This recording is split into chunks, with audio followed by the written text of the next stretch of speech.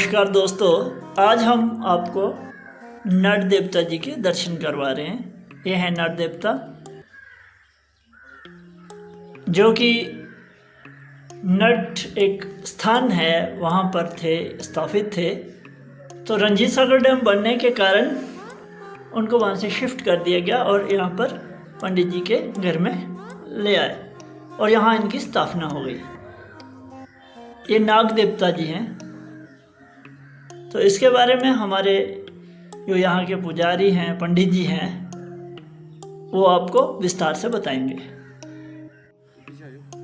तो ये हैं हमारे पंडित जी, जो कि राजाओं के टाइम से इनका ख़ानदान राजाओं के पंडित थे बसोली के, और आज आपको पूरा नट देवता के बारे में बताएंगे। और साथ में ये बैठे हैं हमारे यहाँ के श्रद्धालु वकील साहब मिश्रा जी, जो कि बहुत अच्छे वकील हैं बसोली के। तो इनसे बात करते हैं हम पंडित जी से। हाँ पंडित जी, बताइए आप किस प्रकार ये नट देवता की स्थापना हुई और कब हुई? सबसे पहले मेरा आपके माध्यम से आपके सभी दर्शकों को प्यार भरा नमस्कार और छोटों को प्यार। एक बड़ी अच्छी बात है आपने जो मुहिम शुरू की है, आप सन ऑफ साहिल होके अपना एक चैनल जो चला रहे हैं और हमारे जितने भी देव स्थान हैं इनको आप अपने चैनल के माध्यम से उन्हें प्रकाशित करते हैं और एक अपनी संस्कृति को जागरूक रखते हैं। तो ये सोनी जी आपका बहुत बड़ा एक उपकार है इस शहर पे, क्योंकि कोई अपने शहर की चीज़ को समझे वो बहुत बड़ी बात है।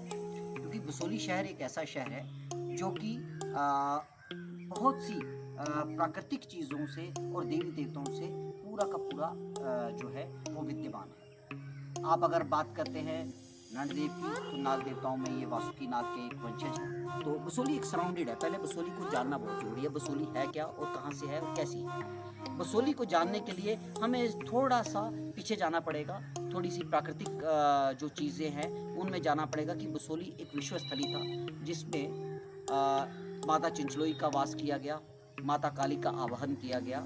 और जो आप जिन एडवोकेट साहब की बात कर रहे हैं, ये माता काली मंदिर के पुजारी भी, ये मिश्र फैमिली से हैं। और ये कुछ ऐसी फैमिलीज थी जिनको ऊपर हमारे जो बुजुर्ग थे, पुरख थे, उनको ये चीज़ें मिली कि भाई आप आगे की जो पीढ़ी है वो आप ऐसे बतौर पुजारी इसको आगे निभाएंगे। उसी में देखा जाए तो काली माता मंदिर की स्थापना हुई। तो काली माता मंदिर विश्वस्थली में जब स्थापित हुई थी तब उनको इसलिए आवाहित किया गया था कि जितना भी जब कांगड़ा के राजा ने जब हम पे आक्रमण किया था और जब हमारे पंजाब के राजा ने हम पे आक्रमण किया था, तो बसोली पहले अपना एक रजवाड़ा होता था। तो ये देवताओं के आवाहन से इसको सशक्त किया गया था। उसमें माता काली आप जानते हैं, जैसे भद्रकाली जो है वो सभी दुश्मनों का नाश करती हैं। तो साक्षात रूप उस टाइम इनकी फैमिली ने माता काली को बुलाया, तो काली माता मंदिर स्थापित हुआ। नीचे आप जो डैम में चली गई माता शीतला माता होती है, तो हमारे यहाँ पे राजपुरोहित घराने हैं, उन्होंने उसको बुलाया, राजों की वहाँ पे माता थी तो उसको स्थापित किया। इसी तरह नंद देव का भी जो स्थापना हुई थी, वो जो अभी तक सुनने में आया है कि कुछ समय पहले जो नंद देव थे, ये वासुकी नाग जो वंशज थे ये आए और ये एक बालक रूप में इच्छाधारी नाग है और एक बालक रूप का रूप धारण करके हमारे बुजुर्गों के पास पढ़ने आए थे। क्योंकि पहले ज़माने में क्या होता था कि पहले जो पाठशालाएँ होती थी वो जो पुरोहित घर होते थे वही चलाते थे, और जो घराने थे उन घरानों पे शिक्षा का जो प्रचार होता था वो उन्हीं के घर पे होता था। तो यहाँ पे हमारी पाठशाला थी और हम पे जो मेरे बुजुर्ग थे, जो हमारे बुजुर्ग थे, वो इधर एजुकेशन देते थे। तो एजुकेशन देने के लिए उनकी मान्यता जो थी वो बहुत मान्यता हो गई कि भद्रवाह किश्तवाड़ तक उनकी, जम्मू श्रीनगर तक जो थी, कश्मीर तक उनकी प्रचलित थी कि वो शिक्षा में बहुत शिक्षित थे। तो वो ये नाग जो है इच्छाधारी नाग हमारे पास पढ़ने आए और इन्होंने बालक रूप धारण किया, मानव रूप में धारण किया। तो जो हमारे बुजुर्ग थे उनको समझ आ गई कि ये जो है देव रूपी बालक है, ये कोई साधारण बालक नहीं है। तो अचानक एक बार क्या हुआ कि यहाँ पे जब राजा भूपत का काल चल रहा था, उस टाइम यहाँ पे कुछ कोरू आए जिन्होंने अपनी बीन बजाई और उनको ये मालूम लग गया कि यहाँ पे इच्छाधारी नाग है और इसके पास इच्छाधारी मणि है। तो उन्होंने अपनी बीन बजाई और इनको अपना सर्प रूप जो था, इनका जो अपना मूल रूप था, उसमें उस बीन के द्वारा आना पड़ा। तो कौरवों ने बोला कि ये अब हमारी बीन से जो है इनका मूल रूप ये अपना धारण किया है, तो ये हमें दे दीजिए। लेकिन उस टाइम राजों का जो होता था, शासन होता था, तो वो जो हमारे नंददेव जी थे, जब ये बालक रूप में इन्होंने अपने हमारे जो बुजुर्ग थे उनको कहा कि मुझे बचा लीजिए, मैं कौरवों के साथ नहीं जाना चाहता हूँ क्योंकि मेरी मणि है और ये मणि का गलत इस्तेमाल करेंगे, इसलिए मेरी जो इच्छाधारी शक्ति है वो भी यहीं पे समाप्त हो जाएगी। तो फिर हमारे बुजुर्ग जो थे वो राजाओं के राजपुरोहित थे, कुल पुरोहित नहीं थे, हम राजपुरोहित थे, हम सलाहकार थे उनके, कि हम सलाह देते थे उनकी, जो भी राजा कोई भी कार्य करता था उनकी जो भी उसकी कार्य प्रणाली थी वो हम निर्धारित करते थे कि कैसे काम करना है। तो दरबार लगा, राजा के दरबार में ये पेश हुए, तो राजा ने फैसला किया कि भाई ये एक बड़ी विडंबित जो है स्थिति उत्पन्न हो चुकी है, तो आदेश दिया गया कि नागदेव जी को बीच में सेंटर में रखा जाएगा और इस बीच में नागदेव जी जिसके पास जाएंगे ये नागदेव उसी के हो जाएंगे। एक तरफ कौरवों को खड़ा कर दिया गया और एक तरफ हमारे बुजुर्ग जो थे पंडित विश्वनाथ वहाँ वो खड़े हुए। फिर जैसे ही उन्होंने कहा कि अब नागदेव की अपनी इच्छा है, वो किनके पास जाना चाहते हैं, तो उस टाइम ये जो थे हमारे बुजुर्गों के पास आए, तो उन्होंने कहा कि मैं अब आपके पास रहना चाहता हूँ।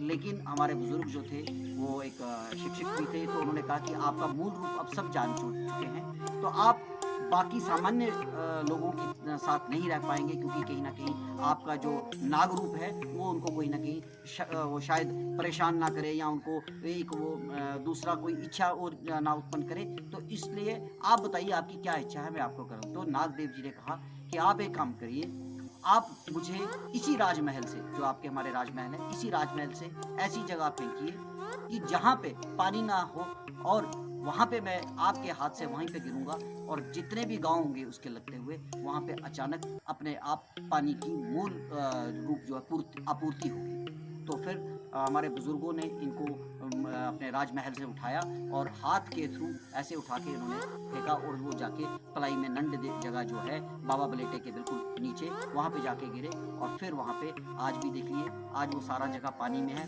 लेकिन आज प्राकृतिक रूप से बिल्कुल खड़े पहाड़ के बीच में एक झरने निकलते हैं, वो पानी कभी भी खत्म नहीं होता। यही इनका मूल रूप है और तब से हम इनको, हमारे ये कुलदेव हो गए और हम इनकी पूजा करते हैं। और हमारे जैसे अब पीढ़ी दर पीढ़ी हम चलते हैं, आज 8 पीढ़ियाँ हो गई हैं, 8वीं पीढ़ी हमारी है, 9वीं पीढ़ी मेरी जिग्नेश्वर जो है मेरी 9वीं पीढ़ी है हमारी, तो 9वीं पीढ़ी में हम ये चले आते हैं और तब से हम इनको मानते हैं। फिर वो डैम बन गए, डैम में वो मंदिर आ गया, तो हम जो इनकी मूल जो रूप इनकी आकृति थी इनको उठा के ले, इनकी प्रतिमा को उठा ले, क्योंकि नागदेव जो है वो उन दोनों धर्म मानते हैं, उनको हिंदू भी मानते हैं और उनको मुस्लिम भी मानते हैं, और यही इनकी प्रचलन चलता आ रहा है पिछले 300 साल से।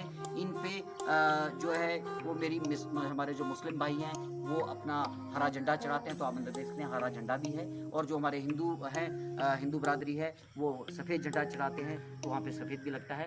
नागदेव जी का एक ऐसा स्थान होता है जिसमें सारे धर्म अपने मर्जी से चढ़ा सकते हैं, और ये जो है इसमें अभी यहाँ पे आते हैं लोग तो नमाज भी पढ़ लेते हैं, और जो हिंदू आते हैं वो अपना घंटा भी बजा लेते हैं। तो इसलिए ये नागदेव जी पे सारे धर्मों का जो है वो है, क्योंकि ये पानी का कहते हैं कि शेषनाग जी जो हमारी धरती है वो उनके सर पे समाई हुई है। ये विष्णु पुराण में लिखा हुआ है, ये मैं नहीं कह रहा है, विष्णु पुराण में है कि हमारे शेषनाग ने पूरी धरती को अपने सर पे उठा के रखा हुआ है, तो तभी से हम पानी के रूप में जो भी देखते हैं, आज तक हमें कभी पानी की कमी नहीं हुई। धन्यवाद, आपने अपना बहुत अच्छा समय दिया, और मैं खुशी जाहिर करता हूँ आपके माध्यम से कि जो आप हमारे जितने भी देवस्थान हैं, खासकर हमारी बिसोली टाउन के देवस्थान हैं, इनके बारे में आप अपना प्रचलित प्रकाशन जो है वो जारी रखें, और हमारी शुभकामनाएं आपके साथ हैं। ये थे पंडित जी जिन्होंने पूरा इतिहास बिसोली का आपको बता दिया, जो कि एक राजघराने के पुरोहित और सलाहकार थे, इनके ख़ानदान के लोग। तो आज पूरा इन्होंने बताया। तो आपको ये वीडियो कैसा लगा आप कमेंट करके बताएं, और साथ में अगला वीडियो देखने के लिए चैनल को सब्सक्राइब करें, शेयर करें और लाइक करें। धन्यवाद।